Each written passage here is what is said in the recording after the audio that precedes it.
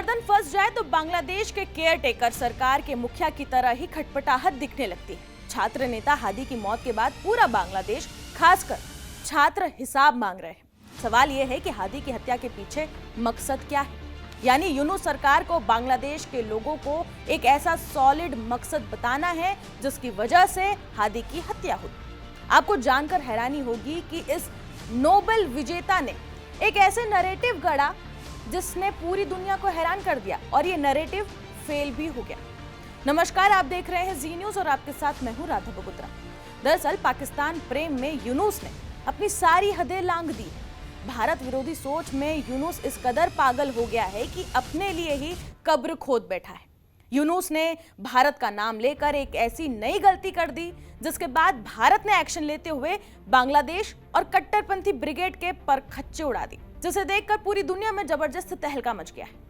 यूनुस ने भारत का नाम लेकर क्या नई साजिश रचने की कोशिश की, आइए सबसे पहले उसका भांडाफोड़ आपके सामने करते हैं। फिर आपको वीडियो में बताएंगे कि भारत ने कैसे ताबड़तोड़ एक्शन लेते हुए यूनुस और कट्टरपंथियों के होश उड़ा दिए। दरअसल बांग्लादेश में उस्मान हादी की हत्या के बाद से ही उबाल है। यूनुस ने इसी का फायदा उठाते हुए एक झूठा नैरेटिव गढ़ने की कोशिश की। यूनुस सरकार हादी के हत्यारों को पकड़ने में नाकामयाब साबित हुई। यूनुस को हादी के भाई और हादी समर्थक इकलाम मंच ने साफ यूनुस के खिलाफ आंदोलन की चेतावनी भी दी है। हादी के हत्यारों पर एक्शन हो और उसे पकड़ा जाए, मगर यूनुस जब ये नहीं कर पाया तो उसने हादी के हत्यारों का नाम लेकर जिहादियों की फौज को भारत के खिलाफ खड़ा करने का प्लान रचा। हादी की मौत को लेकर लोगों में गुस्सा पहले से ही है, आक्रोश अभी भी है। उसी को भारत के खिलाफ इस्तेमाल करने की साजिश यूनुस ने रची ताकि बांग्लादेश और भारत के बीच में तनाव और बढ़े और एक नई चिंगारी से आग भड़क उठे। 28 दिसंबर को ढाका मेट्रोपॉलिटन पुलिस ने दावा किया कि इकलाम मंच के संयोजक उस्मान हादी की हत्या के दोनों प्रमुख जो हत्यारे हैं, जो आरोपी हैं, वो सभी सीमा पार कर भारत भाग आए हैं। पुलिस ने दावा किया कि यहाँ पर जो दोनों आरोपी हैं वो भारत पहुंच गए हैं और पूर्वोत्तर राज्य मेघालय में उन्होंने शरण ले ली है। वहीं जब बांग्लादेश से ये झूठा दावा सामने आया तो भारत ने तुरंत इस प्रोपोगेंडा को ध्वस्त कर डाला। मेघालय पुलिस ने भी इस दावे को खारिज कर दिया।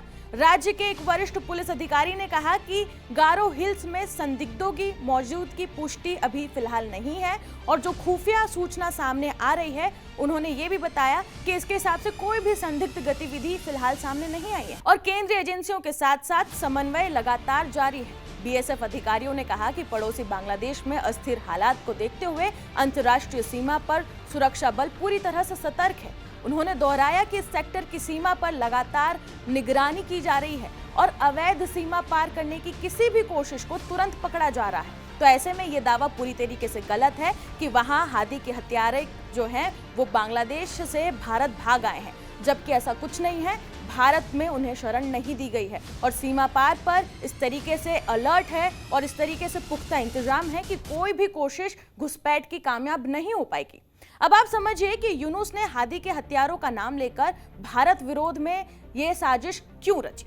सबसे पहला, हादी की मौत के बाद खबरें और रिपोर्ट आई कि हत्यारे बांग्लादेश छोड़कर नहीं भागे हैं, वो अभी भी बांग्लादेश में हैं। उसके बाद बांग्लादेश के अधिकारी खुद मीडिया के सामने आकर कहते हैं कि हादी हत्याकांड के मुख्य आरोपियों के देश छोड़कर भागने के फिलहाल कोई भी प्रमाण नहीं है और उन सभी दावों को खारिज करते हैं जिसमें यह दावा किया जा रहा है कि वो भारत भाग गए हैं। अपराधियों की लोकेशन को लेकर अक्सर गलत और भ्रामक जानकारियां समाज में फैल रही है, इसलिए हम केवल ये पुष्टि कर रहे हैं कि सामने जो भी रिपोर्ट्स आ रही हैं वो भी भ्रामक है। ऐसे में पुलिस का ये बयान इसलिए बेहद अहम हो जाता है क्योंकि पिछले कुछ दिनों में बांग्लादेश से सोशल मीडिया और सड़कों पर यह नैरेटिव सेट किया जा रहा था कि प्रशासन की ढिलाई के कारण आरोपी सीमा पार कर गए हैं। इससे भारत विरोधी प्रदर्शन और झूठे दावों की पोल साफ खुलती हुई नजर आ रही है। दूसरा, उस्मान हादी के भाई ने खुद सबके सामने आकर कहा कि यूनुस ने हादी को मरवाया ताकि फरवरी में होने वाले चुनाव टल सके। हादी सरकार बना भी सकता था और गिरा भी, इसलिए यूनुस ने सोच समझकर उसे रास्ते से हटा दिया। तीसरा, हादी के भाई ने यूनुस पर आरोप लगाते हुए अपने भाषण में यह भी कहा था कि हत्यारों को यूनुस ने छिपा कर रखा है, तभी वो अभी तक पकड़े नहीं गए। यूनुस ने उन्हें शरण दे रखी है और यूनुस अब एक्शन नहीं ले रहा। और अगर यूनुस ने इसी तरह उन्हें शरण दी और हादी के हत्यारों पर कोई एक्शन नहीं हुआ तो बांग्लादेश में एक बार फिर से आंदोलन होगा। ये चेतावनी खुद हादी के भाई ने सबके सामने आकर दे रखी है। कुल मिलाकर देखें तो यूनुस ने हादी के नाम को इस्तेमाल करके एक फेक नैरेटिव बुनना चाहा ताकि पूरा मामला घूम जाए और उसके ऊपर किसी पर शक भी ना आए। मगर भारत के एक एक जवाब से सारी साजिश धरी की धरी रह गई और ये साफ भी हो गया कि हादी के हत्यारे जो हैं वो भारत में नहीं घुसे हैं, वो भारत में नहीं आए हैं और ना ही उन्हें शरण दी गई है। यहाँ पर जो झोल हुआ है वो ये हुआ है कि पहले बांग्लादेश की तरफ से अधिकारियों ने बयान दिया कि हादी के हत्यारे मेघालय में आ गए हैं, उन्हें भारत में शरण दी गई है, लेकिन उसके बाद बांग्लादेश के अधिकारी ये बोलते हैं कि हत्यारों की लोकेशन मिल ही नहीं पाई है हमें। फिर तीसरा बयान यहाँ पर ये आता है कि हादी के भाई ने खुद ये कबूल करा कि यूनुस ने जानबूझकर रास्ते से हटाने के लिए हादी की हत्या करवाई ताकि फरवरी में चुनाव टल सके और वो अपने मंसूबे पर यानी कि यूनुस अपने मंसूबों पर कामयाब हो सके और पाकिस्तान और चीन के साथ दोस्ती कर सके और कट्टरपंथियों को इसी तरीके से शरण देता रहे।